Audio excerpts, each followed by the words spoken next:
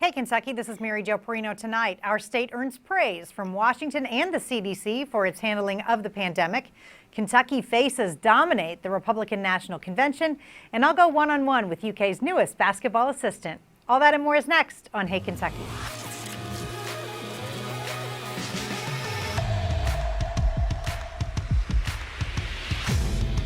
Welcome into Hey Kentucky, along with LEX 18 Sports Director Keith Farmer. Hello, Keith.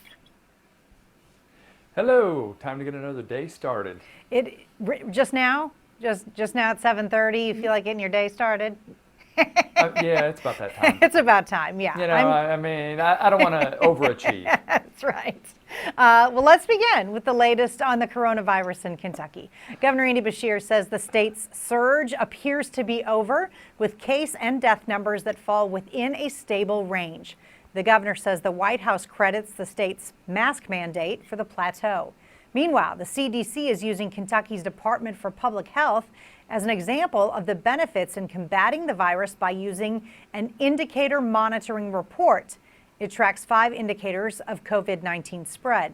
The agency says other states and jurisdictions could benefit by using a reporting system like this one to guide decision-making and mitigation response.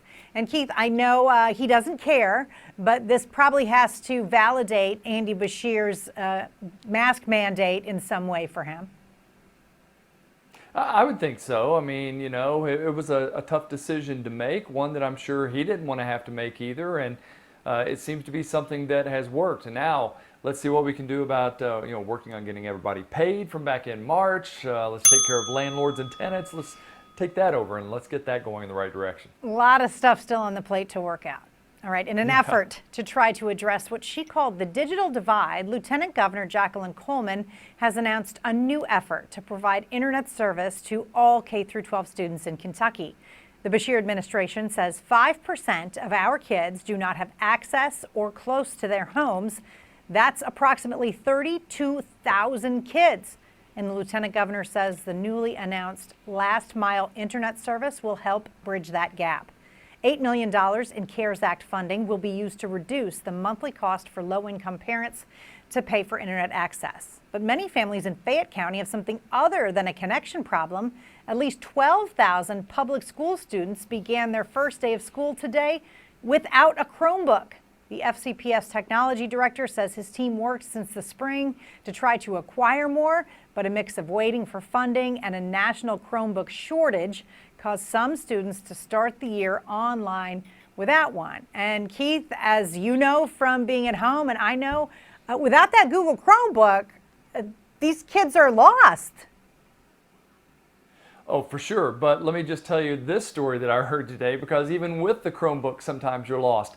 Well, one kid that I heard about said that he missed out on like 3 classes because he couldn't connect to his classes on his Chromebook that was given to him by the school. So he finally tried out the iPad, got on there just fine. So there are some kinks to work out, but it would be good to have make sure that all the kids have those Chromebooks and the internet and everything else to help them get through this at least semester, if not school year. And listen, I was just glad mine put his shirt on. As promised, last night's speeches at the Republican National Convention featured some famous faces from Kentucky. Speakers included former Covington Catholic High School student Nicholas Sandmann, who made headlines after a video of him and a Native American activist went viral. Also, U.S. Senator Rand Paul and Kentucky Attorney General Daniel Cameron spoke in favor of the president and against Democratic candidate Joe Biden.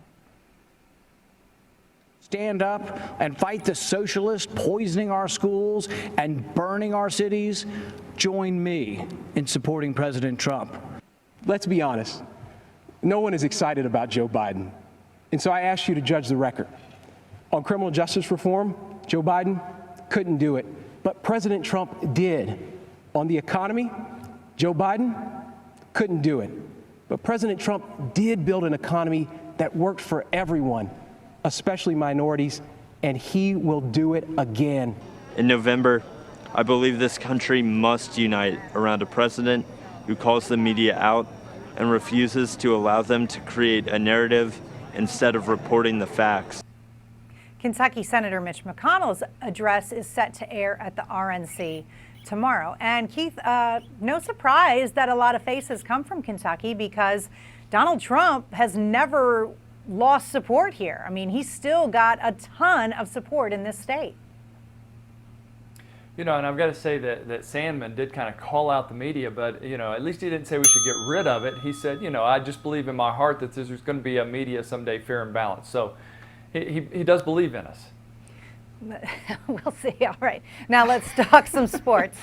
We can do sports, Keith. You and I will be good there. Let's stay in Yes. our wheelhouse. Yes. With Kentucky football. Practice continued this week. Yesterday's being the 5th total practice and 3rd in pads to date.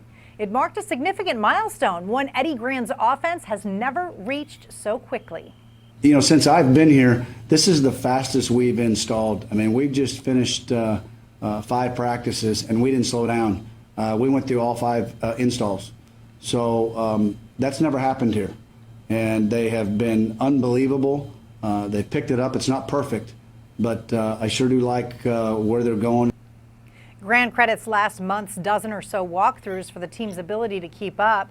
As for the defense, receiver Josh Ali says this secondary is more difficult to catch passes against than the one that featured, Mike Edwards, Lonnie Johnson, Derek Beatty, Chris Westry, and Darius West, many of whom are going to be playing on Sundays, Keith. And, that's great news because every season it seems like we've heard it's taking a long time to get all the kinks worked out.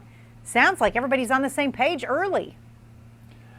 I mean, this is what depth does to a football team, is that you're able to just come right back and pick things up and catch on to where now you can throw some of those wrinkles in and have some fun with an offense. And so, again, it's credit to that.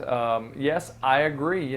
This is going to be a tough defense to throw the ball on, which we saw some of that going around on Twitter. And this defense, they're chomping at the bit to prove it, especially those defensive backs. Unless you got like Quinton Bohanna catching passes, in which case I don't know who's stopping him.